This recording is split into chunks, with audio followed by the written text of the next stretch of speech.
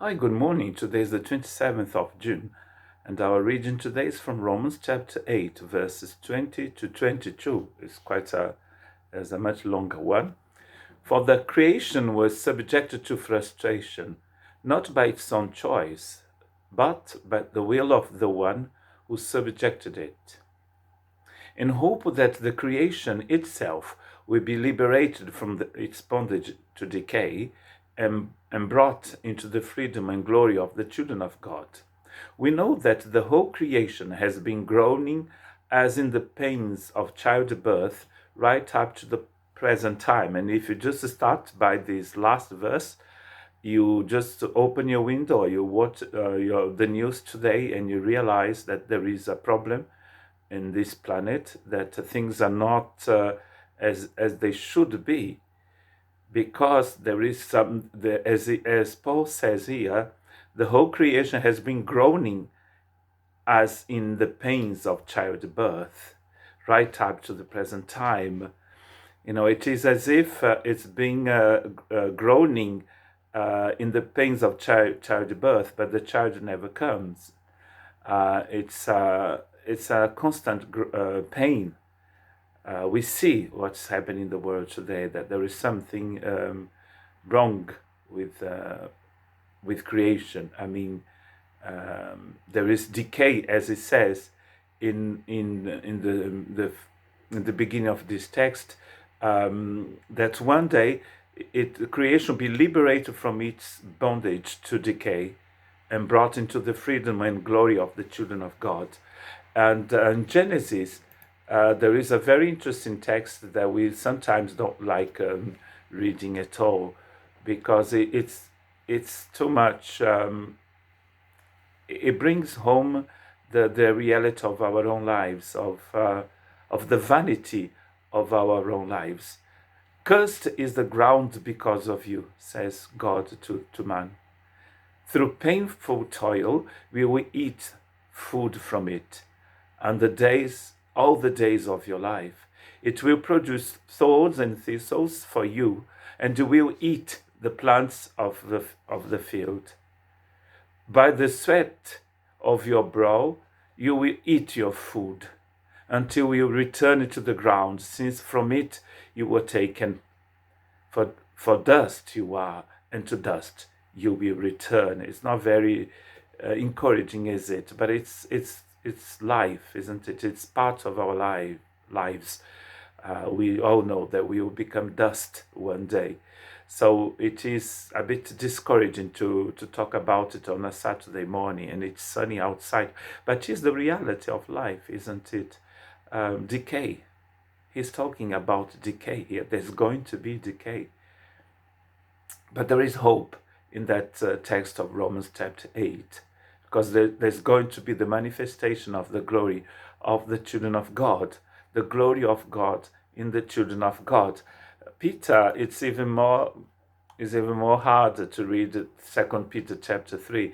In verse 7, he says, by the same word, the present heavens and earth are reserved for fire, being kept for the day of judgment and destruction of the ungodly. Oh dear. And then he says in verse 11, since everything will be destroyed in this way, what kind of people ought you to be? You ought to live holy and godly lives. So he's talking about the vanity of this creation that is going to be destroyed. And what sort of life are we going to live, knowing that things are passing away? That's the message here, isn't it? What sort of life are we going to live?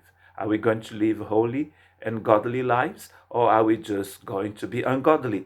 Like he said in verse 7, there are lots of people living an ungodly life today, as ever. But if we pay attention on what is going on around us, and when you see all the decay around us, when you see the pains of the groans of nature, we should actually live a holy and godly life. And the last verse in this chapter 3 of 2 Peter, it says, as you look forward to the day of God and his Spirit's coming, that day will bring about the destruction of the heavens by fire, and the elements will melt in the heat. Wow, oh dear, it's going to be hot, he says. But there is hope again, because as we read in Revelation chapter 1, nearly the last chapter of the Bible, Revelation chapter 21 says this, then I saw a new heaven and a new earth. For the first heaven and the first earth has passed away, and there was no longer any sea. I saw the holy city, the New Jerusalem, coming down out of heaven from God, prepared as a bride, beautifully dressed for her husband. And I heard a loud voice from the throne saying, look, God's dwelling place is now among the people, and will dwell with them. They will be his people, and God himself will be with them and will be their God. He will wipe every tear from their eyes. There will be no more death, or mourning, or crying, or pain, for the old order of things has passed away. He who has seated on the throne, he who was seated on the throne said, I am making everything new.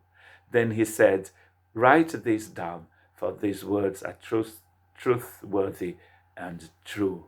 Trustworthy and true. There's not going to be any more decay. That's the beauty about of it all. Is that the transformation, the revelation of the children of God is linked here to the revelation of the glory of the new creation. We will go down, this body will go down to earth, it will become dust. But the beautiful thing here is that God is coming down to us. We'll be with him forever, and he'll be with us in a totally new creation. It's not a very easy subject to talk in less than 10 minutes, but the beautiful thing here is that it's talking about the groaning of the children of God, the groaning of nature. Even the Holy Spirit is groaning in chapter 8 of Romans. But then it talks as well at the end of the renewing of everything. God coming to us in a new order, he says. The old one is gone. The one that was suffering from this decay, it will be gone one day, and we'll live in a new earth, in a new heaven with God forever. And that's the wonderful news about the glory of the children of God. Think about it, and as you know that the old order will pass away, live a godly and holy life. Jesus is coming back soon. God bless you.